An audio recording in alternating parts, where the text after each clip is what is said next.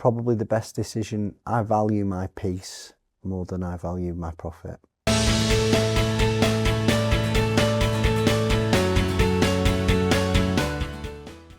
Hi guys, today we've got Chris Worden in from Director First. Director First is a company that looks after directors when they're going through some sort of distress or insolvency event, protects them and advises them, not the creditors or the company, on what options are available.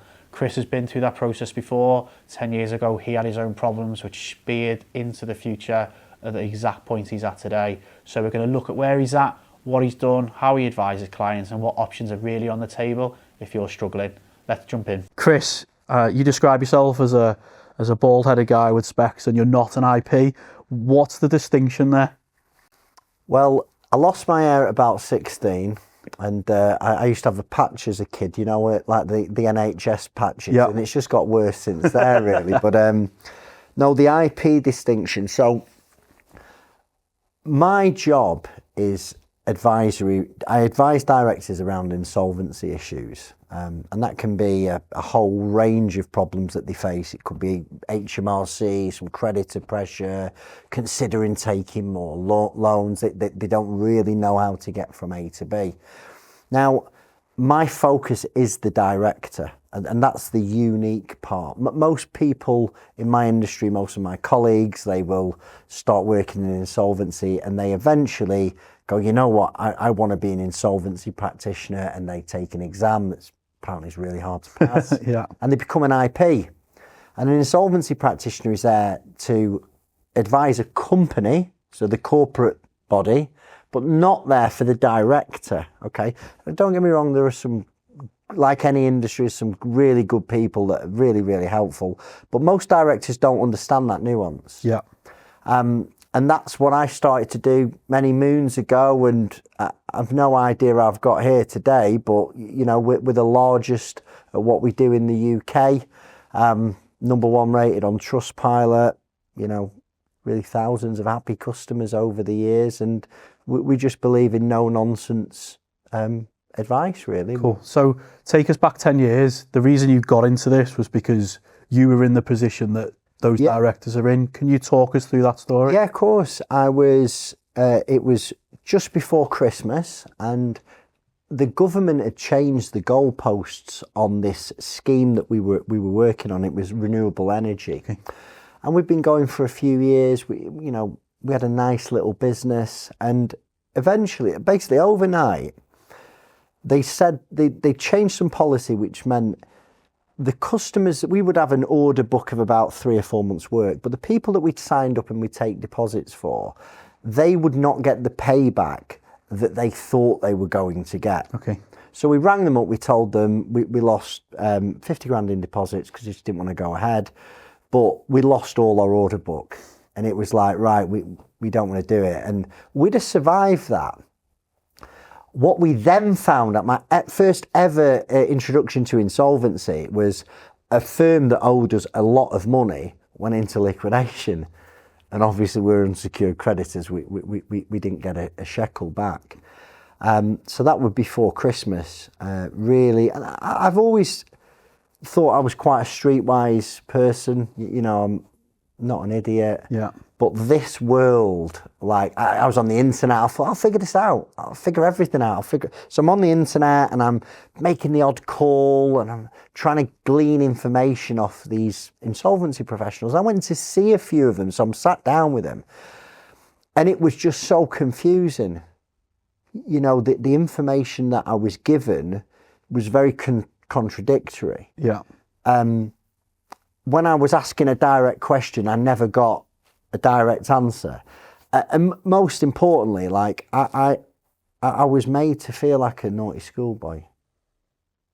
You know, I was made to, mate, I was low. Like you'd done something wrong, like it was all your fault. It was all my fault. It was, you know, I felt like I'm being questioned by the police, you know, and it were a really tough time for me mentally, you know what I mean? Like I was,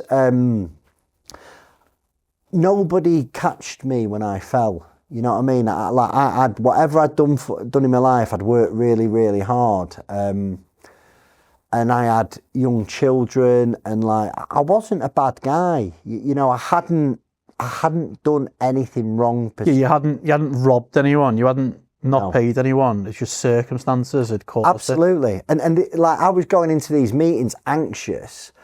It was just really bad. It was just a bad bedside manner, you know, like, and I'd come out and I'd sort of think, I'll figure this out still.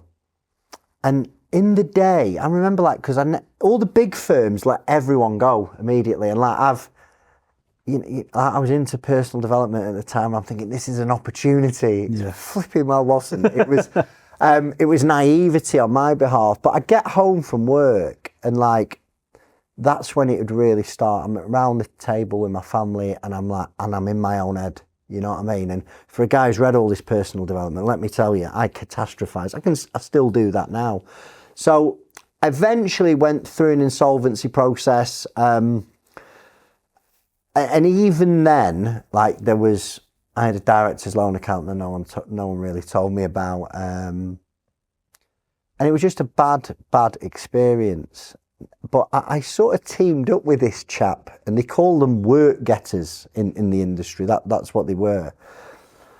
And I sort of said to him and this lady, I said, listen, because I had a reasonable reputation, I like to think. I knew a lot of people in my area. I said, I'll get some work here. I said, I'll be able to get you some work here. And that was then. And like today, we do a heck of a lot of what we do. Yeah. You know, we've really, and the angle that I said is, if we just tell people everything, like we just tell them everything, I think they'll appreciate that. If we just answer questions with straight answers, you know, and then it's grown and that's what we do today. We just. So let's talk about director first, and you're kind of stepping in and helping the directors and just putting all the options on the table, really. Yeah. Without kind of being behind the scenes thinking, oh well, if we push them this way we'll get paid, or if we go like, how do you get paid? Are you getting paid by the directors, or it depends from job to job. Okay. So what we will do is, you got to appreciate, we get hundreds of inquiries every month. Some of our inquiries might be for refinance, so we can put them in touch with the right people to get the right deals over the line.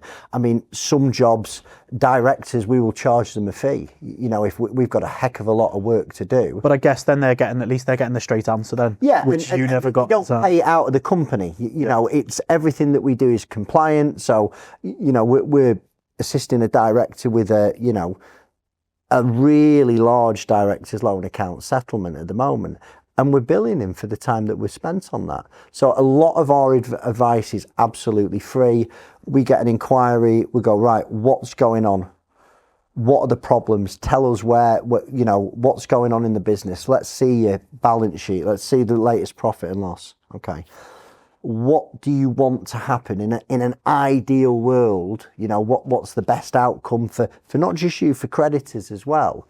Like, how do we get you from A to B legally? Yeah. But most importantly is, what is the problems here that are going to hit you as a director as a result of an insolvency? Because a lot of inquiries, there's no insolvency needed. It's like, we spoke about it off camera, talking to HMRC. Yeah. Negotiating time to pay arrangements. Sometimes it's just giving somebody the confidence to ring a creditor and say, I can't pay you this month, but I can do this and I can do that. And that's the whole model. It's not rocket science. It's giving people your time, giving them attention, and sharing our experience with them about, awesome, you know, what those options are. Do you remember when kind of you went through that process? Was it insolvent day one, I'm going to go again? Or was there a period of kind of grieving and loss? It were really difficult because, like, for me, I'm from a little town, and I'm pretty sure there was a lot of people happy that I fell flat on my arse. So yeah, it was difficult. How long did it take to go, right, this is what I'm going to do? I would say it was probably a period of 3 months of trying to research, trying to figure things out, and then eventually realising that there's no way out of it. And yeah. I mean, I can speak to people for years before. I think it's interesting you bounce back relatively quickly, because I think obviously we've done a lot of acquisitions which have been insolvent, and directors are kind of like, oh my God, there's no future, I'm going to lose everything. But the light at the end of the tunnel's not that far away, I think, for entrepreneurs. Like, if they knuckle down, they can bounce back quite quickly. It's just having the belief that the insolvency isn't going to kill them off. I think the problem with a lot of insolvencies is that it's that fear and it's not knowing what's going to happen here. And again, that's a gap in the market that we fill, because a lot of people won't tell you what the consequences or how this is going to play out. It's very much, well, we'll deal with that down the line. So for me, I've always been quite entrepreneurial, and I've got a young family. Like I say, if I fall, nobody catches me. So I had to get moving very, very quickly. Yeah. And I think also that once you accept that's the route that you're going down, there's a saying I love, and it's acceptance is the answer to all my problems today. Because once I can accept something like that, I can move on. And when your brain has stopped firefighting, trying to fix a problem that isn't fixable, it gives it some space to go and run off and actually perhaps find another problem that might be worth solving, that you might be able to earn a few quid doing. Yeah, 100%. So for those people that don't know insolvency, there's two types of insolvency. Do you want to talk me through the kind of the balance sheet and cash flow side of it? Yeah. So dead simple. Cash flow test is, can you pay your debts on time? Okay. If you're in a time to pay arrangement with HMRC, it's a sign that you're cash flow insolvent. Okay. The balance sheet test is if you total up all the value of your assets, your stock, your machinery, your vehicles, money that's due in, is that more than what you owe? And if your assets are less than what you owe, you're also insolvent on a balance sheet test. Now, this is the bit that, an insolvency firm might ask you those two questions and you fail them and they're knocking your door down to try and get you to sign some notices. But I think you've got to look at, we'll call it the sunshine test. Is there any hope of this business making a recovery? Because you might be a construction business that's been knocked, okay? But you've got retentions due in 6 months that's going to plug a load of this hole of cash flow. You might be starting a big job, because the fact that you're insolvent on a balance sheet and a cash flow basis doesn't necessarily mean you have to go through an insolvency process. The question is can you realistically get back on your feet, And I'm not talking pie in the sky, with a strong wind. Is there a genuine, realistic proposition that you can get back on your feet and you might need to go in and do some informal restructuring? But they're the two tests. And there's the legal action test as well, which is someone's got a CCJ against you, stat demand winding up petition. That's another test. I guess it's important that you're not making the creditor's position worse at that point. So it's not just looking forward and going, can we improve it? But are we not going to make it worse at the same time? Well, so again, it's an interesting point that you raise. So I was driving down here today, and there's a construction business that's in dire straits, and we're actually looking at this company is going to go into administration, and there's a request is, can I pay this supplier bill? Okay. Now, by paying this supplier bill, the gear will get dropped on site, the job will be finished, and it's basically 15,000 that will return into the pot 65,000. So in that scenario, that you can do that because you're bringing more money into the pot. When you've become insolvent, you've got to be documenting all your rationale, really. Why? And this can be as simple, if you're a one-man band director, emailing yourself. Why are you continue to trade even though you are insolvent on those two tests? And it can be like, I've got this work coming in, I've got this retention coming in. And the more that you document, and you get advice as well. At that point, you'd speak to somebody like me and talk through those options. But I think people are rushed into insolvency, causes them problems. Obviously, racking up supplier debts, taking deposits from customers with no intention of paying, continually racking up HMRC debts, PAYE, VAT, with no intention of ever getting it paid, is going to put you in the firing line when the conduct's reported on. I think that documenting is really key. Personal experience, when we lost the golf club, the IP at that point came back probably 3, 4, 5 months after it went under, and then went, what was this transaction that you did? 12 months ago. And I was like, how? No. It was a payment to such and such. Yeah, but why? I can't remember. Well, it's not a valid reason. So if people are struggling, like I've always said, they need to document it. Like I do a daily journal now every day, and any payment we make that's over 10 grand, I'll just put a note on what it's for. Not because I'm insolvent, but more just because if anyone ever comes back and asks me, why did you do that at that point and what was the logic behind it, I can just go, that's why. And trying to remember stuff, because people don't remember making one transaction in a bank account from 18 months ago. But when you go through that process, the IPs will look at the bank statements and they will check kind of what payments have been made into who, and if you haven't got that documentation, it can cause all sorts of problems. Personal liability. And I imagine that played out in, it probably cost you more than you anticipated. We argued about it for probably 12 months and eventually it cost me money, and I just put it back to kind of close it off, and I'd still argue it wasn't the right thing. I shouldn't have had to pay it. But, but it's the stress, isn't it? Yeah, it's the stress that goes with it. And do you know what? We probably paid the same amount in legal fees to defend it as we did to eventually just pay it back anyway. Yeah. So it would have been simpler and easier on day one to go, there's that cash But you back. don't know what you don't know. Yeah, you don't. If you don't know, and no one was there to advise me and tell me, and it was relatively early on in my acquisition journey. I mean, the golf club was probably the third deal we ever did.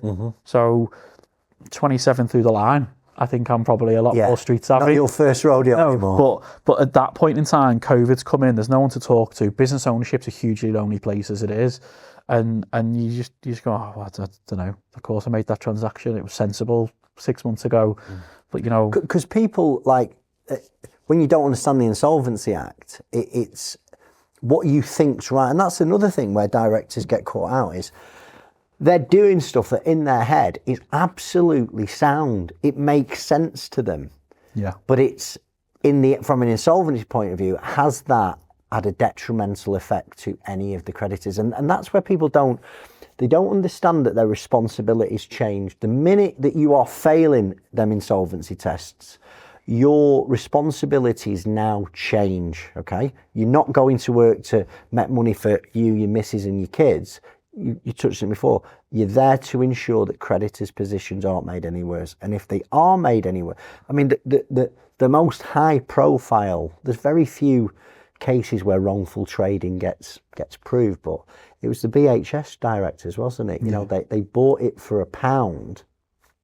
It was proven that from that point they've made the positions worse, and we're talking like tens of millions of pounds that those directors have been pursued for. So it can be really serious. Yeah, it can. The negative balance sheet is something that I come across quite a lot when I'm looking at businesses to buy, and I, having done enough insolvency stuff, can't work out why an accountant would ever allow someone to file negative accounts. Do you see that a lot in directors that you're speaking to? So I think obviously they've got to file those accounts. It's a statutory requirement. So, I mean, I could talk about this sort of subject for a bit, and I'll try and sum it up quickly. Accountants, there's so many different types of accountants, Sean. I mean, you've got your compliance sausage machine accountants, and they serve a purpose. That's where you go in with your books and records, or you give them access to your online software, and they'll produce a set of accounts. That's what they do. Yeah, might cost you, I don't know, a couple of grand to do that a year. But people think that this accountant that you're paying 300 quid a month for should also be doing cash flows, profit and loss, reconcile. And they're not there for that. They're there for, and my view is those accounts are about as much use as a chocolate tea cozy. They're a snapshot of your business bloody 18 months ago, but people are making decisions running the business today. So it's more when you get in an accountant. I mean, I think everyone needs a good bookkeeper. Okay, I'm a big fan of bookkeepers. Somebody there on a monthly basis doing that reconciliation, producing, giving you a P&L on, Yes, you're looking at it on a monthly basis. Yeah. Actually make a decision. Because your bookkeeper can help you spot that. Or if you get a little bit bigger, some type of fractional CFO, Because that scares people to death. Well, I haven't got the money for a finance, 100 grand for a finance director. Well, you can get an half decent fractional CFO for probably, I don't know, £1,000 a month, £1,500 a month. A couple of days a month. And they're the people that you're spotting it early. Because most of us, me included, I like to see things that the glass half full, and you really need someone next to you going, really, someone who's really depressive next to you just to balance out your optimism, It's tough. I think a lot of small businesses don't do management accounts. Like, we see it all the time. Like, we'll ask for accounts for someone we're looking to buy, and they'll send you them from last year. When you say small, what do you mean a small business? Sub 2 million. That's not small, is it? It's not small. It's a lot of money. Yeah. But like, sub 2 million, they'll still be the director of the business will be doing the accounts, and they'll be busy and they won't get into it. So the invoicing's getting done, but the bank account's not getting reconciled. They're using the cash in the bank as the determination of whether they're doing well or not. So as long as the cash in the bank is okay, they feel okay. But no provision for corporation tax. You see it all the time. Like, for me, like that's the crazy. I'll get an inquiry, right? First thing is, we're going to triage, right? What's really going on? So they're going to tell us what's going on, and we need to know, right? Okay, well, send us age creditor list, send us P&L, send us that balance sheet. And you're right, they'll go, well, I haven't got anything. It's not up to date. Yeah, sorry. It's not up to date. I'm like, you're turning over £3 million a year, and then they'll send me something that's like, well, this says you've got 100 grand in bank. Well, I'm overdrawn by 20. I said, well, I might as well go and wipe my arse on that. It's not, and that is I think that's one of the key reasons why people end up speaking to people like me, is because they're scared of looking at it as well. Gets overwhelming, I guess. Gets to a point where you're like, I don't know what to do. You're getting letters in the post constantly saying you owe this, you owe that, and you kind of stick your head in the sand. And also, the likes of Sage and Xero, they say, well, like, this is idiot proof. It's not. Like, you need someone who knows what they're doing, because it's almost worse than having no system than having a system that someone's feeding the wrong information in. And I think there's fear there with people. It's like, I think any business needs to outsource that quickly. Like you could probably have bookkeeping done for £100 a month if there's only a few transactions, and it just gives you that. I learned this the hard way. I don't mind sharing it. Is I was always that guy, like, well, listen, revenue's there, costs are there, sound. And then what I would do is, I've got a head that plays terrible tricks on me. I'd wake up at a weekend, we're not doing as well as I think we're doing, and I will spend all weekend frightened to death that we're going to run out of money, that we're going to end up bust, and I've figured it out on these terrible spreadsheets. I'm like, oh no, we're going to be all right. I've wasted another weekend with my kids. And I had to learn this the hard way, and I had to really learn to read what my balance sheet was and get anal about that profit and loss. And I want it on my desk on the 4th of the month at the very latest, and forcing yourself to look at it, the good, the bad, the ugly, and it helped me sleep better. I don't think people can read accounts at all. Like, and I probably look at a set of accounts every day at the moment, because that's how many opportunities we're looking at. And some of the biggest changes we've made in our business have come from looking at other people's accounts. Biggest example was we looked at a business down south that was insolvent, and they had £1 million worth of hardware on the balance sheet. And we were like, what's that? Oh, it's all the mobile phones. We put them on our balance sheet and we depreciate them over 3 years, so the customers don't own them, we own them, and we rent them to the customer. And I was like, that can't be right. So I went to our accountant and they were like, oh, you could do it that way. You obviously take the P&L hit on day one, just different ways of accounting. And I was like, well, what if all the routers that we buy in work, we spend 100 grand a year on hardware that we give to the customers for free to use the service. What if we put that on our balance sheet instead of taking the P&L hit? And they were like, wow, they just sat on the fence. So we went away and flowed it out both ways. And it literally tripled our profit that year by reaccounting for it. And if we hadn't looked at that, we never bought that business, but if we hadn't looked at that business to buy and gone through their accounts, we would never have then taken it back to ours. And I think business owners just, even if they do get a management report, they look at it and go, oh, well, that's our profit this month. Done. and they don't delve enough into it unless they've got a CFO, unless they've got a bookkeeper going, this is gone down this month, this has gone up, why is our cost higher? Just interrogate it. And the two biggest reasons we see for the ones we've bought are either mismanagement or debt. They are literally the two reasons companies go under where we've bought them. And there's no middle ground. It's every time. But generally one leads into the other. They need cash, so they borrow. Then they borrow, and then they can't pay it.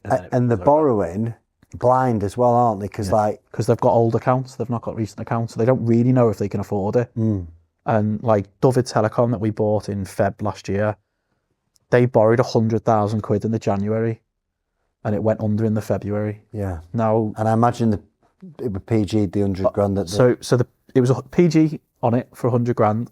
It was 10 grand a month repayment, so 120 grand getting paid back. Yeah. The broker took a £19,000 fee out of the 100 grand. Wow. So they only got 81, paying 120 back. It paid the wages in the January, but no one ever at that point sat and going, well, are we going to pay the wages in Feb? I see this all the time. And people they're so desperate to get out of a hole. And again, I think it sort of feeds into really bad advice. You know, I've worked with loads of brokers and some of them come back to you and go, well, we can get them this. I'm like, well, why on earth do you want to stick that into somebody? And the truth is because they'll get a big commission off it. And fee out of it's massive, so why not? And they're making decisions on the business, like up here, it's like, yeah, well, I need my wage. Sometimes taking a personally guaranteed debt on is a good idea. Okay, you know the difference between good debt and bad debt. Yeah. But people are taking these PG's debts on because we all know who's going to offer them you, right? You'll get loads same lender every time, innit? Loads of marketing that comes out, and it's because if it fails, and I'd love to know how many of these loans go into default, right? I mean, I know who's on my desk on 90% of cases, but they've turned. I mean, I had one the other week, and he's basically I think he got tricked into getting a VAT loan. You know, like, this business was never going to recover. He's got a £200,000 loan to pay the VAT, personally guaranteed. When he could have, and he's using a process anyway. He's going through that process. He should have done that 6 months ago and left the VAT in the company. Yeah. So he didn't have a time to pay. He didn't owe it. He didn't PG it with HMRC because they don't generally. So he then went and borrowed the money to pay it back. He'd had a number of failed time to pays. Right, okay. Just a bit of context. So HMRC were kind of just but there's no more deals getting done. But at that time, that was his only option. He's go, right, I'll get this VAT loan that'll sign a PG. And it's where, I suppose, you come in, like, just being able to say, look, cash today might solve that immediate cash issue. You can pay the staff next week. But what happens next month? And that, I felt for the team there because, like, no one should have ever lent that money. Like, I can't believe that ever got signed off because I saw the accounts, like, and they never had management accounts. Like, when we did that deal, we had to get 6 months bank statements and then manually create a P&L from the bank statement. Brilliant. Because they couldn't give me a P&L. So we had to take a gut feel of actually where was it. But when you took all the debt repayments out, it wasn't a bad business. It was just struggling with debt. But no one should ever have lent that business 100 grand. But you're right, when there's a PG in place, they don't care. I've got one this week, right? A guy, he's done really well, this lad. And he's brought on some investors and there's basically £250,000 missing. That's what they're going to run out of money, and they're trying to force him now to take on 130 grand personally guaranteed debt. That does not even solve the problem. Okay, it buys him another 2 months, and it's like, What's the point? But who on it? They're lending it him because this guy he's got a chunk of equity at home. You know, it's it's dangerous. Yeah, like, my wife always said, like, the one thing you can't do is put the house on the line. And I don't mind PGs. Like, I'll go and sign a PG on a vehicle all day long. We need a new vehicle, PG, John. Like, you know, if I can't pay it, I go and sell the vehicle and you hope it pays the debt back off. Yeah. Relatively easy to deal with. Like, I don't know if there'd ever be a time in my career now where I go, oh yeah, no, he's 250 grand cash, PG, done. I just don't know if I'd ever take that risk. I think it's because we've seen the bad side. Because I've seen the bad side. PTSD from all. Like, I'm really cautious, like because of what I see, you know, and I see a lot of businesses fail because they grow too quickly. They you know, they take on risk and it goes. You know, I think there's a lot to be said to just go right. Play it. I mean, some people say it's small thinking, but you know what? I want peace of mind. Yeah, there's nothing wrong with having a decent business that makes a profit and you can go home every night stress-free and have dinner with your kids. Like, there's nothing wrong with that. But I think we're so drilled in with advice that you've got to go big. You've got to get that $1 billion unicorn. You've got to scale as quick as you can. Kind of don't. I mean, what's your day-to-day then like? Because you are, you know, what you were telling me what you do off camera sounds really interesting. So I've stepped back from the day-to-day operation of the business now. So I purely focus on acquisition. So speaking to insolvency practitioners every day, tracking winding up petitions, notice of intention, which are all getting released. And there'll be days where I see those winding up petitions come in before the directors.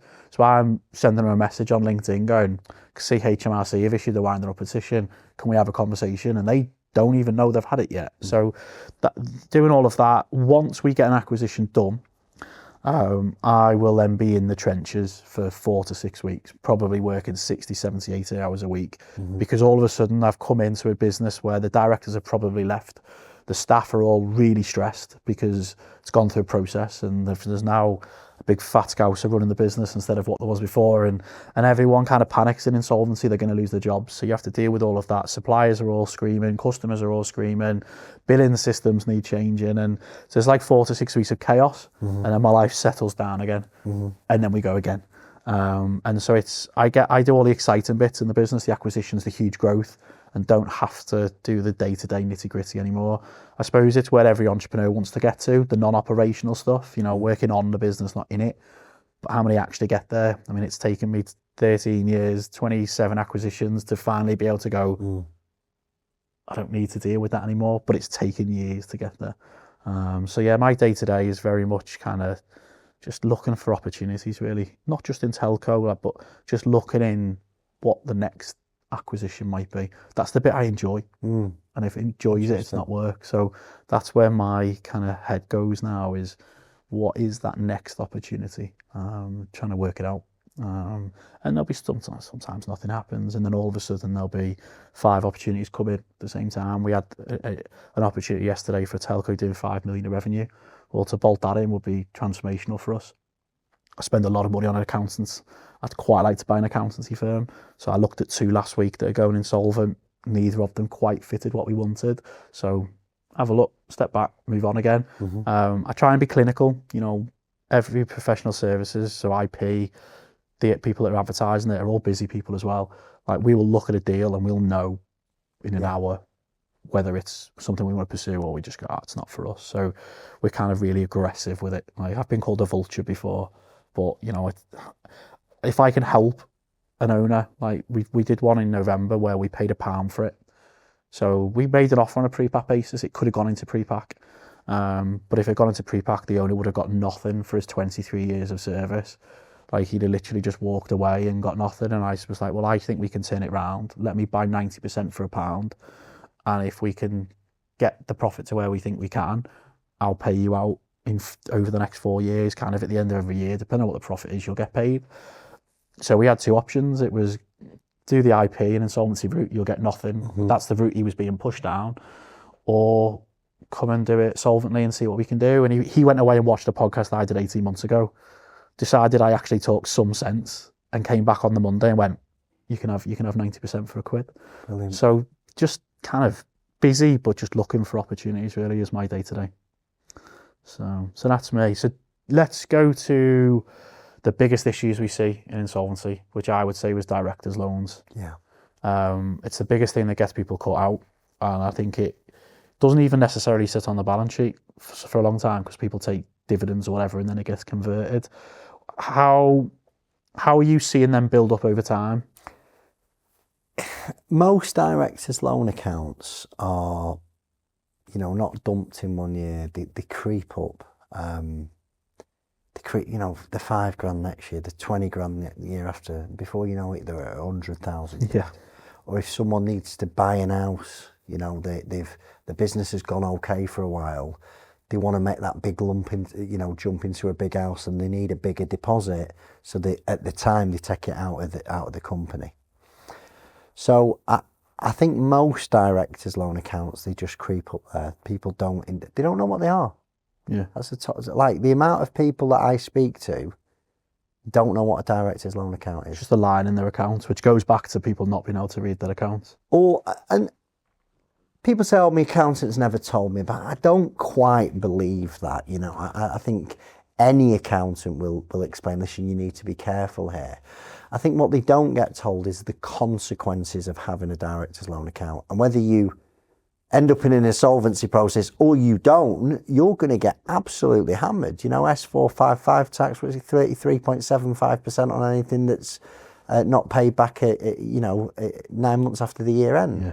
That goes on your corporation tax. And okay, if you pay the loan back, you'll get that money back, but it's down. You don't get it quickly. No. Like, again, one of the ones we looked at when we tried to do it solvently, we tried to structure the deal so we got that tax back, but they don't pay it back. No. It's like, we'll pay it back at I can't remember exactly what it was, but it was like 12 months away from getting that money back. It wasn't a quick process. You're losing out your cash flow. Yeah, so all of a sudden, like 33% of it go in. And obviously in an insolvency scenario, like, okay, you may make a really good point. Like your balance sheet will see if you've got a DLA, okay? But lots of directors, and this is just the easiest numbers for this purpose, they're on $1,000 a month salary, $3,000 a month that they take as a dividend, okay? Now that's what we're told to do around, Tax efficient. Tax efficient, ideally, your missus, you're both on 50 grand a year, and that you keep your tax bill low. But that's only when you're making a profit. Now, if you are taking that $3,000 a month, okay, and then you're speaking to me or you're speaking to them and they're distressed and they've not paid last year's corporation tax bill, well, they've been cash flow insolvent since last year. So it's argued every $3,000 that you've taken since you can't pay HMRC, an insolvency practitioner is going to reclassify it and say, well, them dividends were illegal. We're going to come at you for an overdrawn loan account. Or worse still, you speak to somebody, they sort of know what a director's loan account is, and they go, yeah, mine's 60 grand. Okay, cool, where have you got that information from? Which my accounts that are 18 months out of date? How much have you been taking out of the business? I take about 10 grand a month, I think. And then they've got this massive issue because in insolvency, they're going to be asked to pay that back. And my issue is not with that. My issue is people don't get told about it, and they don't. And I have had some serious hate on LinkedIn. Like people, I ended up having to block a few people because I'm just thinking I'm pissing in the wind with this person. But some firms do not mention this until you've appointed them. Yeah. Because once you've appointed them, you can't unappoint them. Now I know within 30 seconds if this is a problem. Even if it's micro accounts on company's house, I can see, well, current assets is 100, and I've got to have that conversation with the director. And I once got accused, well, it might put them off putting it into liquidation. And I'm like, you know what? I've seen people kill themselves over stuff like this. This is serious, you know what I mean? And I'm just a big believer. Listen, here is your sandwich. This is what the problem is, right? And now we know what these problems are. We can start to talk about how we're going to deal with them. Yeah. You're not going to dodge all the raindrops on this one, but at least they're... I mean, how bad would you feel? You think something's gone away for 5 to 10 grand, and then 3 months down the line, you're being demanded and you feel like you potentially could lose your house, It's not right. Proper blindsided as well, because my experience of liquidation, and we've had, I think, 3 now, is it kind of goes quiet.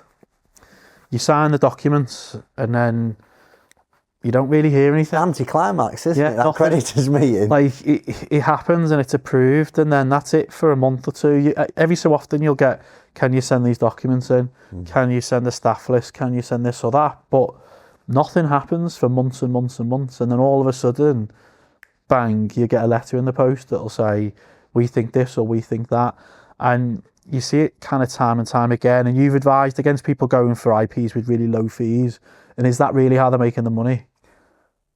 And again, like, let me tell you, so there's a paper out now to say that the minimum fee, I think it was R3, one of the government bodies, that they're saying that the minimum fee for a liquidation should be £10,000 plus VAT. Yeah. Okay. It's not been brought in yet, but that's what they're saying when you consider getting credit approval, dealing with redundancies, £10,000 plus VAT. Now, most firms will sort of charge between 5 and 10 for a basic wrap up. And I think at £5,000 people lose money, but they might do 20 of them a month. It keeps the wheels turning. So how on earth can anyone do £1,500 plus VAT?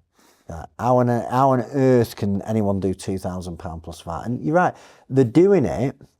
I can't tell you how many jobs I've lost from people, you know, like, because I'll come back to somebody. What have I had one? And it really annoys me, this, to be honest. I'll go to them, I'll say, listen, okay, yeah, they're going to charge £5,000 plus VAT. That's not the problem. It's not the problem, mate. Like, your problem, this director's loan account. I don't like asking these questions, but what's your personal situation? What's your house worth? What's the mortgage? Have you got personal debt? I'm like, this is a big problem. And I will sort of go away, and obviously this is all very much in principle because an IP can't make a decision until they've been appointed, but like, I've done this job a long time, and I'll go back and I'll say, I think this is going to end up costing you about 60 grand. And they'll go, well, my accountant's put me into someone, it's going to be 5 grand. And they'll just ghost me then, right? And I'm like, okay, can't win them all. And then they'll sneak into my LinkedIn DMs or they'll email me. I'm going to start... At 3 o'clock in the morning. Like, Chris, I'm being pursued for 70 grand. I'm like, I've told you that 6 months ago. Can you help me? No, I can't help you. Yeah, it's too late now. Yeah, I've tried to help you, you know, and I don't know why people don't listen to me. I've got to go on my Trustpilot. A guy did a review the other day, bless him, and we got the job. He didn't have a lot of money, this guy, and this guy has got. He didn't really have anything, and we'd sort of spoken to one of the IPs and said, listen, obviously we'll have to do the investigation, but highly likely we will not make a recovery on this. So it was a £5,000 fee that they wanted. So this guy's gone with somebody who's cheaper, and I sort of get why he did it, because his arse but he's been fucking hounded, man. He hasn't got anything, this guy. Yeah. So we've sort of helped him do a bankruptcy calculator. And that's what they've got to think about here, right? And he sent it to them. I left him alone, thank God. Because an insolvency practitioner they've got the discretion to do a settlement. You've experienced it yourself with a preference payment, right? And their justification around this is this settlement a better realisation than bankruptcy, okay? People don't realise bankruptcy is expensive. It's expensive and risky. You know, let's say you've got an £500,000 house. Well, in a bankruptcy, it's probably worth, I don't know, 450. Yeah, maybe a little bit less because it's a forced sale. You've got to sell it. You've got to conveyance it. Official receiver's going to take £6,000 plus VAT. Petitioning costs a couple of grand. A trustee in bankruptcy is going to come in and charge at least 15% of the realisations, right? And then you bury your head in the sand, there might be 20 grand's worth of legal costs, okay? So, and your missus or your husband who's nothing to do with the business, well, an IP can't attack their share of it. So then you've got, let's say that, I'll do a real life example. Let's say there's an £500,000 house and you've only got 200 grand's worth of mortgage. You're thinking, I've got 300 grand's worth of mortgage. I'm definitely going to have to pay all this 50 grand back. Well, half of it's your missus's, so yours is 150, okay? Well, it's probably going to cost them 60 to try and actually get you to bankruptcy, okay? So we are looking at 90 grand, right? Oh God, well, I'm definitely going to have to pay it all back. Well, nobody wants to make someone bankrupt because it could be 4 years down the line where they actually take possession of the house. So anything could happen in that 4 years. They could rehock the house up, take on loads of personal debt, bugger off to Dubai. And the insolvency practitioner's got to fund the action. They don't like that level of risk. And most directors will have also taken on personal guaranteed debt. So let's say let's say in a bankruptcy, there's 50 grand coming into the pot. Well, that insolvency practitioner who's owed that amount of money is having a slice of that money along with funding circle, Iwaka capital on tack and self-assessment. So people just don't get that. They do not understand where they can play this. And it's exactly how you experienced it with it.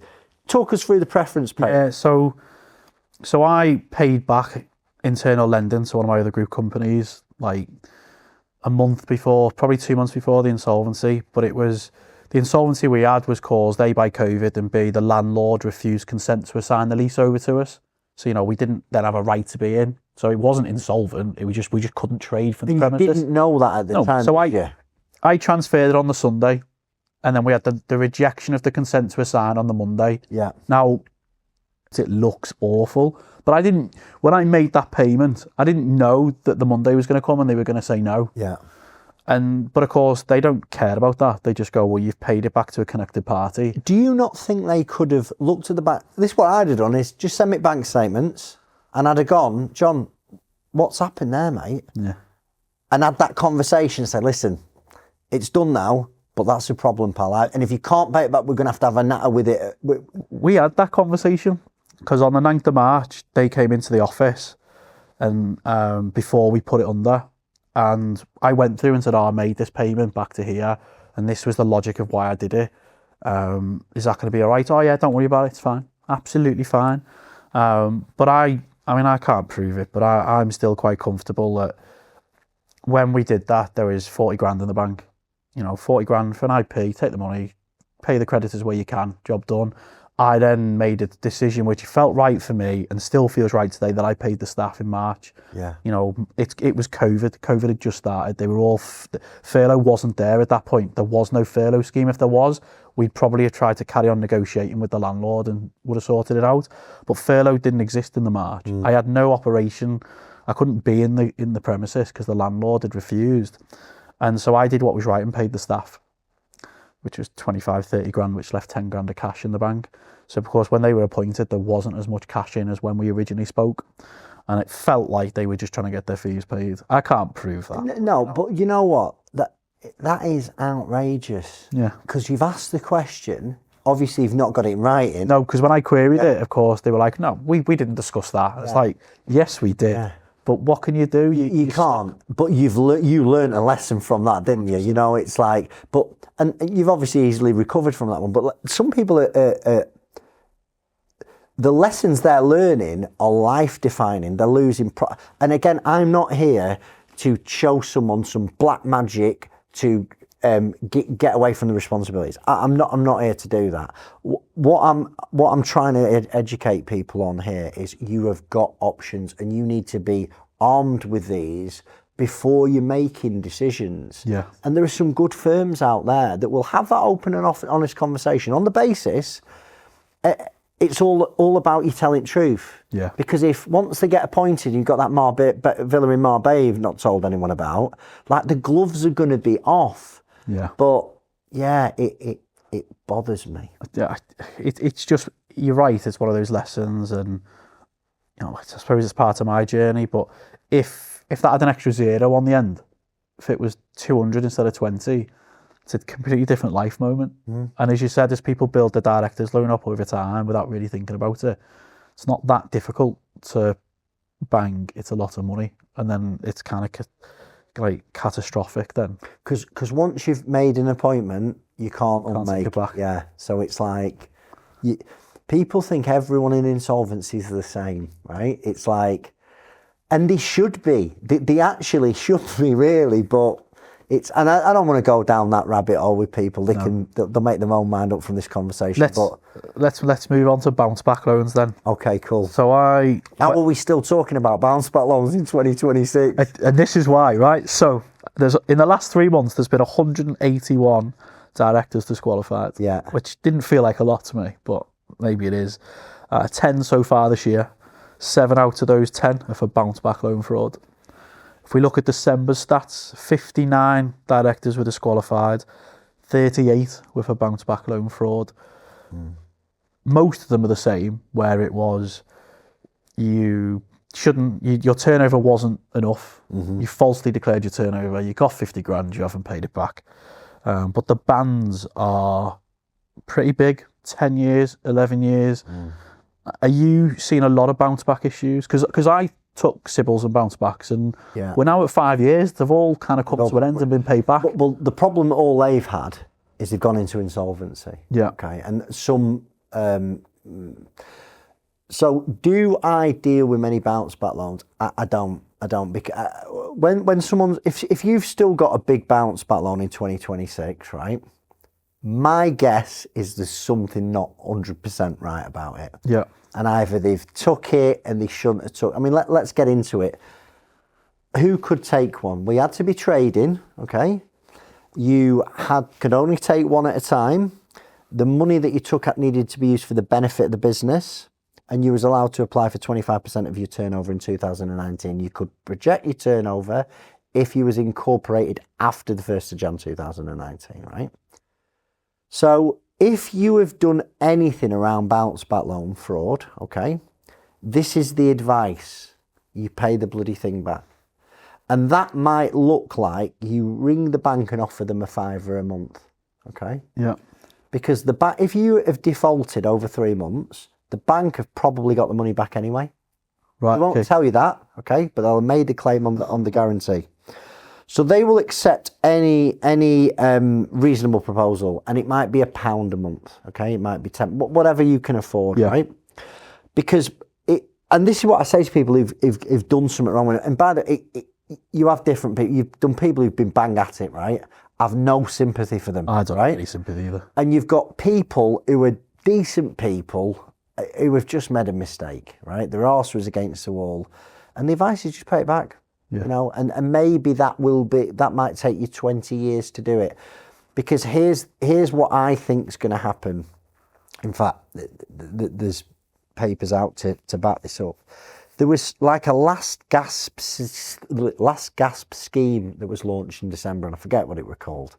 But basically, if you've done something wrong with your bounce back loan, it was your opportunity to go to the bank or the appointed debt collector and do a deal with them. And that deal could, again, go out over 10, 20 years.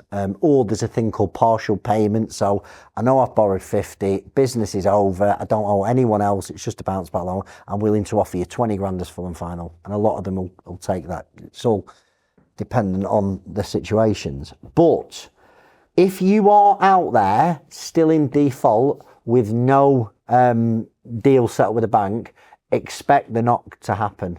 And if you've done something wrong, I mean, I think those figures are really low. I thought they were quite low, considering how many have been done. But I'm almost certain they're all down to people who've gone through an insolvency, because an insolvency practitioner has got to report bounce back loan fraud. It's really hot on their topics. So the message, you've got to pay it back. Simple though, isn't it? Like your turnover was this, or you declared your turnover was this and you borrowed this. If you go into insolvency and then you send them their accounts and the turnover wasn't that, it's literally black and white. I don't think people, I mean, I've heard I always tell people, get more than one bit of advice. Yeah. Like even if I'm first person you speak to, so go and check us out against someone else. Give yourself a bit of something to compare to. And I'll have people that have come off and gone, well, I've been told 5 grand will wrap it up. I says, it'll liquidate the business. But you're definitely going to get disqualified if it gets picked up. You're definitely going to get made personally liable. And some cases you can't avoid it. You've still got to go into insolvency because you've got other creditor pressure, HMRC. You've got to just deal with it. But a lot of them, it's like, and touching on like the disqualifications, what I've seen as well, if you get that letter about being disqualified, you need to lawyer up.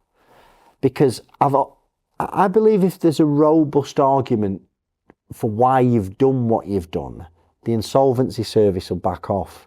I think they go for low-hanging fruit. You know, people who'll just roll over. Yeah. Because sometimes there's a reason, right? There's a reason for why they've done what they've done. And, yeah, you've got to get a solicitor on it quickly. Yeah. In a weird way, like having looked at the research I was doing just to kind of get those stats, people that have done what I would class as quite naughty stuff, Like, they owe £1 million in VAT. Have then got 4 years ban instead of 10, 11 years. And it can, I suppose, that low-hanging fruit. It's just an easy win for the insolvency service. We've done our job. They misdeclared it. Bang, 10 years. Take it or leave it. And the public there's been outcry. Yeah, the public have been told that no one's paid it back. Yeah. And I mean, I still go back to when we borrowed, and our NatWest account manager at the time just said, just pay it back. Don't matter what you spend it on. You want to go and buy a stupid car, go and buy a stupid car. Just make sure you pay it back. And I mean, it was never in writing, it was on the phone. But if you told that to every single one he lent the money to, like, I think there was crazy. Nobody knew what was going on, did they? No. There was no real. I mean, it was an impossible situation, wasn't it? We all thought the world was going to end. People could apply for 50 grand that had never had 50 grand in the account. At like 2% as well. Bang, it was in your account. It's like, wow, Yeah. So it was, you filled a form. I remember doing it, and you filled a form in, and you just hit submit. Yeah. And then 2 days later, bonkers. Yeah. Like 2% interest as well. Like, it was so cheap. Like, why wouldn't you take the debt, I suppose? But like, if you can't pay it back, I think those that are watching this and they've still owe 50 grand in Bounceback loan and they've not done anything, they need to pay it back. There's a good chance they've done something wrong with it. So get on the phone to that bank, get on the phone to the debt collector, and pay what you can over a period of time. Sound cool. Winding up petitions. Do people stick their heads in the sand, or do they wait for them? Well, need to get I think it the in? problem is now is like something that would take 12 months with HMRC is probably taking 6 months now. Like I've seen winders for 30 grand. You go back a year or two ago, people wouldn't get wound up for 30,000 quid. Like they wouldn't knock on your door unless you owed them 100 grand. And so the HMRC's policies definitely changed here. Because they're the largest petitioner by country mile, and I think it's just sped up. I think there's 2,500 more enforcement agents with HMRC. Systems are better now, and they've got to get some of this money. There's tens of billions of pounds worth of debt that's owed in unpaid taxes. Yeah. Do people bury their head in the sand? So I speak to clients a lot, and it's like they've got big HMRC arrears, and you can't force someone to take your advice. Like nobody wants to go insolvent. Most people don't. It's the grim reaper, it's over, and they will fight on, and they think they're doing this valiantly. And I'm like, listen, you are going to get wound up, okay? But I'm not hearing anything. Yeah, that's what I mean. They've stopped engaging with you, and then the petition lands, and it's a surprise. Yeah. So I think it's naivety sometimes with a lot of directors, because you know what, in the past they might have been in business a long time and they've gone, well, I've not paid HMRC for a year before. Times have changed. And that ostrich method, I just don't want to look at it. I think the public perception of that debt is now, we constantly hear the economy's struggling, debts are up, and people aren't paying those bills. And I think the government are now kind of ramping that pressure up with HMRC to be more aggressive, so they can say, oh, well, we've recovered all of this amount of money. And it does feel like they're being more aggressive. But equally, when I've dealt with them, they will do a deal. They'll not reduce it, but they will do time to pay. They will, if you're engaged with them and you don't lie to them and ignore them, if you actually pick up the phone, they'll try and support it. They're not winding up, especially from HMRC, is the last resort. It is. Like, and if you get to that point, it's either because you've ignored them, or you've put your head in your sand, or you've wound them up first. Like, if you engage properly, and if you get that knock on the door, you sit down with them and go, well, look, this is where I'm at. Like, I think I can turn it around, but I need time to pay. I need some help. Most of them are quite willing. I think that this is the maddest thing that I've continually advised people is, if you get someone on the phone with a bit of an arsehole, ring back another day, right? And another time. And sometimes it's as simple as that. Yeah. Which is, again, I really find my brain hard to compute, because they've got a framework they've got to work in. But you're right. I mean, I spoke to a guy. He did not want to put it through insolvency, this chap, and he owed about 40 grand to the HMRC. Business had stopped trading. He was just an honest bloke, nice guy. And I said to him, well, go talk to them and just say to him, say, listen, I've spoken to this insolvency guy, I can wrap this up. He said, but I don't want to. He said, I'm willing to put into this company a bit of money every month to pay off. Got a 20-year one. I swear to God, he got a 20-year. Now, that will not happen to most people, okay? No. But it goes to show you can always get 12 months. I think you can always get 24 months. I think when you're going for 36 months and longer, you've got to show a little bit more. But if you go there with a cash flow and have an open and honest conversation, and the reason why you are where you are, you're going to get a lot of brownie points as opposed to that one that waits for a winding up petition and then tries to deal with it and like, mate, you're past the post now. So I think HMRC is putting on more pressure than ever, John. Yeah. We had the one of the ones we did last year, they owed HMRC £500,000 and equally the director's loan was £500,000. So it was quite easy to see where the cash had gone. Mm-hmm. And we were bought in before it went into insolvency, and I spoke to HMRC at that point, and she was not bothered. Like, she was so adamant it wasn't about the cash at that point. It was to stop them trading because it was just getting worse and worse and worse. And then when you look back at the behaviour at the time and the way they approached it, they were so aggressive. Like HMRC were, and the guy was just ignoring them, blaming them. It was all their fault. It was HMRC's fault that he hadn't paid the money, and you're like, you know, they just need to see recovery. They need to see it, and if you're not going to do it, eventually they're going to wind you up. And look, we bought that business out of administration, so it was great for us in the end. But like, it was probably the biggest director's loan I'd ever seen. Like £500,000 was pretty juicy, and I mean, he ended up going bankrupt the week after the company went insolvent, so there was no recovery there. What's the biggest director's loan you've ever seen? 1.2 million. Yeah. 1.2 million. Did it get paid? A settlement. A settlement done. Yeah. It's a big chunk, that. It's one of those where we earn our money. You know? Was that built up over a long time? Yeah. Over a long period of time, over about 10 years. Yeah. Bad advice, really. He was an old boy, and he had a lot of property, a lot of equity in his property, and so he has to pay it at that point, or pay something. Well, yeah, he's going to lose. But like, even then, you know, if there's a settlement that's made that's quick, you know, the old saying, a bird in the hand is worth two in the bush. Yeah. So we earned our money on that one, and he was happy. He was never going to do cartwheels down Covent Garden, but he were happy because, you know, it could have been a lot worse. Yeah, I suppose I'd always say cash today is better than jam tomorrow. Like, and yes, they can go and fund litigation, but I don't really think most of them want to do that. No, like I said, there's different ones. There's some that'll be really, listen, this is a problem.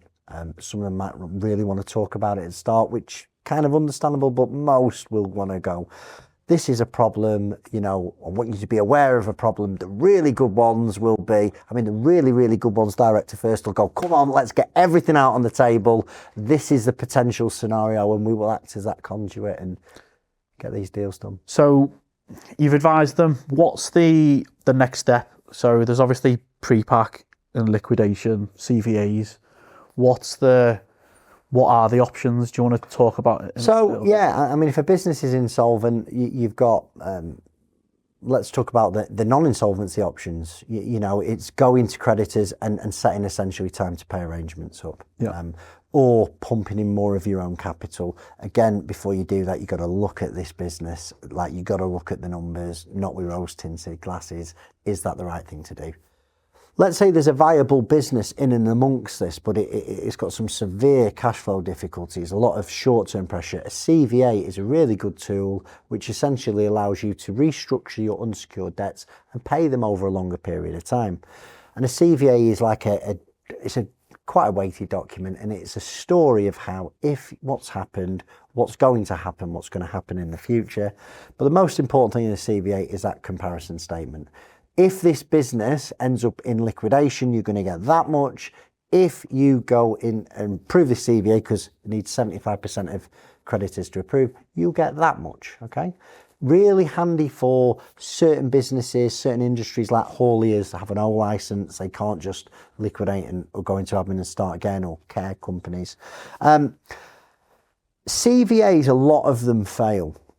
you know, they get pushed as a solution where perhaps it's not the right solution, because you can be in a CVA for 3 years, basically you're just paying debt back for 3 years, you're not making any money, and then something happens out of the director's control and they're at square one again. And they all go back to where they were. Yeah. So then when you're looking at closure, like admin's really good. I think from a PR point of view, administration's better because it's seen as the rescue process, isn't it? And it's designed when you've got real serious creditor pressure. Admin's quick. You know, you can file a document at court, the business is in admin, and when you're in admin, you've got protection. A lot of people will go down the pre-pack admin route, which I'm sure you're familiar about. And there's a few steps that need to be done before you actually go into admin. You get the business valued by an agent. Then the agent will do a marketing period. And this is the bit that everybody is scared of, okay? Because it's the bit that you believe that your business is going to get bought from under your nose, okay? But in many cases, okay, most people will not buy a business on 5 days due diligence. Okay? Apart from me. Yeah, apart from you, if you're a telco, you're in trouble. 20 times we've done it, but it's not always 5 days, but yeah, I get that. But a lot of people, especially when it's director-led, and the director's needed for operations, you know. So there's a marketing period, then a third-party evaluator needs to come in and basically sign off that the deal stacks up and it's fair to creditors. Yeah, it's fair value, effectively. You go into admin, the first job of the administrator is to sell it to a connected party. And like in scenarios, you can get terms to buy it on. It's not like you're going to have to pay for it all on day one. So that's administration. You generally transfer all the staff over with admin. What's difference between admin and liquidation is how it comes about. In admin, you do it, then you tell the creditors. Other than the charge holder will need notification that you're going to go into admin. Whereas liquidation is, you sign your liquidation notices and you tell everybody up front. You're basically saying, John, I'm going into liquidation on this date. And you're essentially inviting the creditors, if they want to, they can appoint their own insolvency practitioner. Yeah.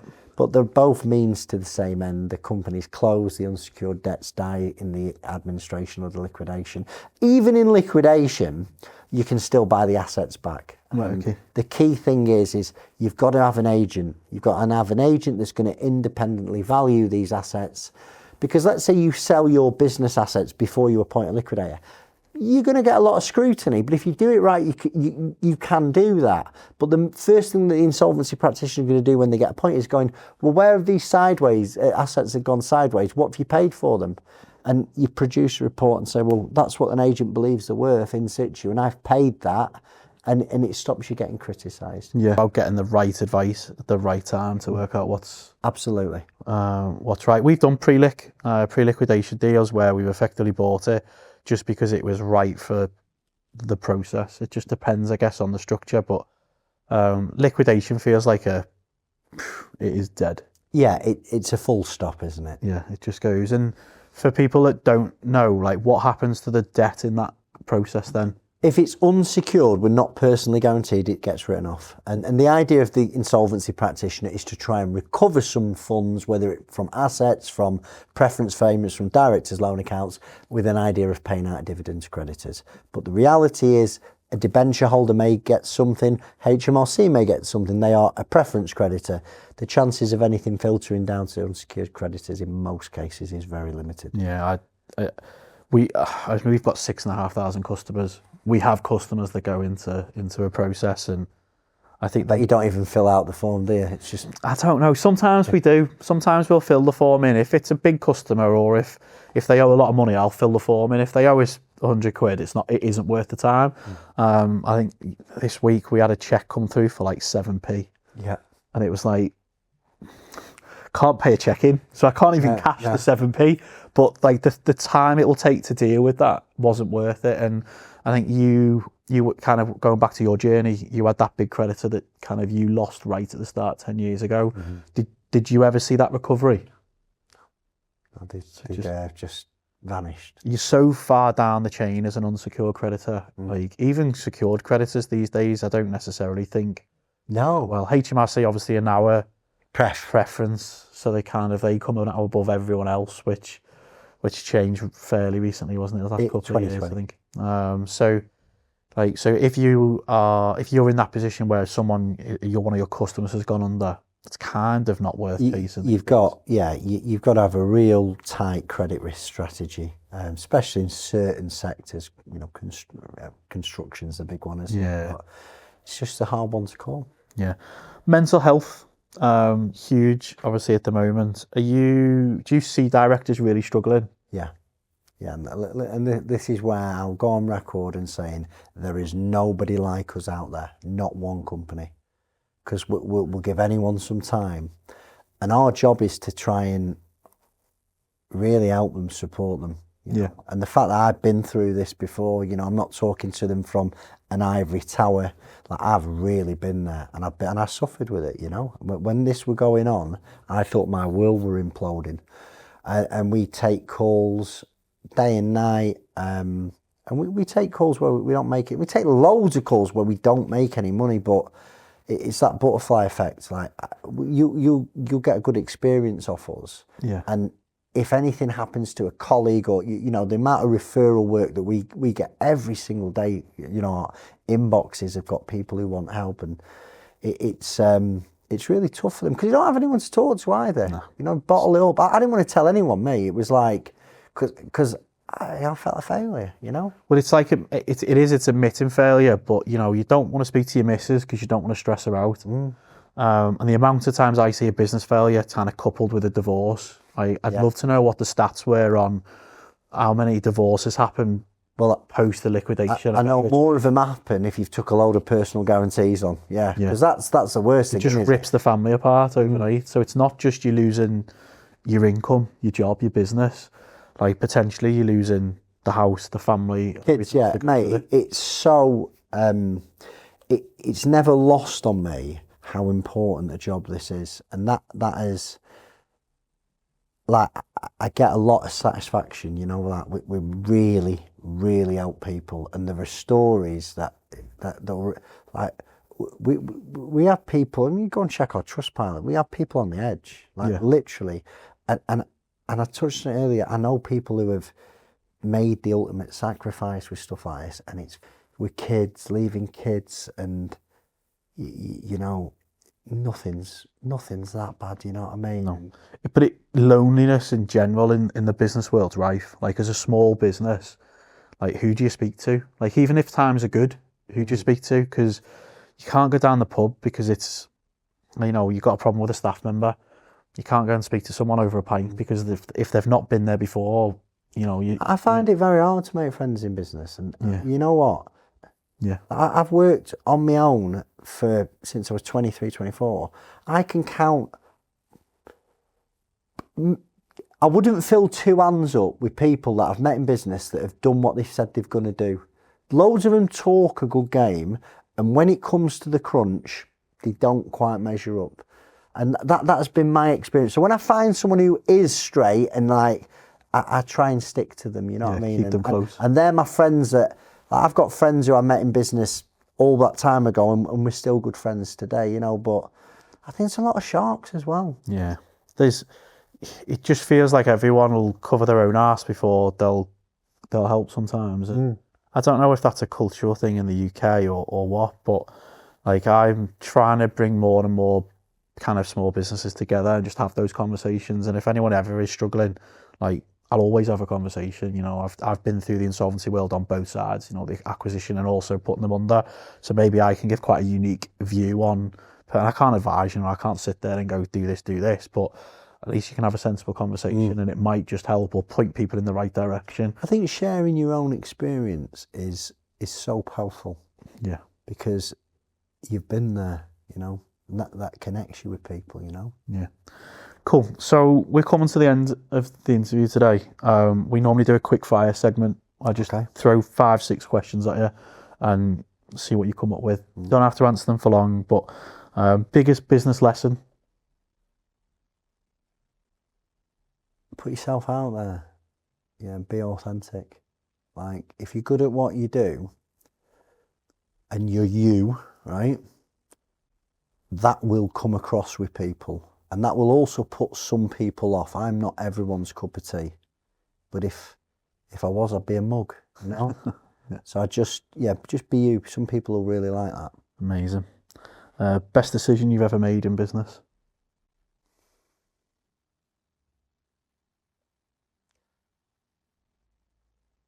It's a tough question. Do you know, probably the best decision, I value my peace more than I value my profit. So I want to be, when I go home, I want to be at home. I don't always get this right, but I could do a lot more than I could do. I could chase a lot more than I can, but it would take my peace, and that would take my ability to be a dad. And so putting my peace above anything else. Do you think that's taken years to work that out? Absolutely, yeah. And really messing it up for many years, you know. Yeah. But yeah, my peace. Cool. And then the counter onto that, is there a worse decision or a bad decision you look back on and think, got that wrong? We could spend another hour talking about that. I've been in some business relationships that I've perhaps, they wasn't well thought out, you know, and I think it's really important that at the start of a business, if there's more than one person, your roles, responsibilities and expectations are really mapped out, because if they're not, it can be really difficult in the end. Okay. Really good advice, that. Anything you'd change over your career? I wish I'd have played for Preston. No, listen, I've had a lot of highs and a lot of lows, but there is a saying, and it says, because obviously my insolvency was really painful, but it was a catalyst to doing what I'm doing. And it's that saying that in every adversity is the seed of an equal or greater benefit, and I love that saying. So, you know, I think this is where I'm meant to be in life, so I won't change it. Cool. And then looking back to 20-year-old Chris, if you could go and tell him one piece of advice, what would you say? 20-year-old Chris was a lot different to him today. I think I'd just say behave, mate. Calm down and behave. But as you said earlier, that journey's got you to where you are today. I think, you know, I'd just say things are going to be all right. Like, just do what you say you're going to do. And I see people like really getting caught up on what I'm going to do, what's my career path, and like I'm really grateful where I am today, and I think if I'd just said at 20, just say you're going to be all right. Yeah. I spent a lot of years panicking, fearful, doing things that perhaps I'm not so proud of today, you know, and it was all stemmed from fear. So things are going to be okay, kid. That's what I'd say. Awesome. Final one. Best book you've ever read? I saw that, and there are lots of different books, but I really like reading the Bible now. You know, I think that there's a book called the Book of Proverbs, and this is written in the Old Testament, and they're essentially sayings of wisdom. And I'm a guy I've read hundreds of personal development books, and you read this that was written centuries ago, and they're as clear and you know applicable today as when they wrote. So that's why I really quite enjoy reading those in the morning. What a way to finish. Super. Thank you for coming in, Chris. Top man. Cheers. Right. Cheers.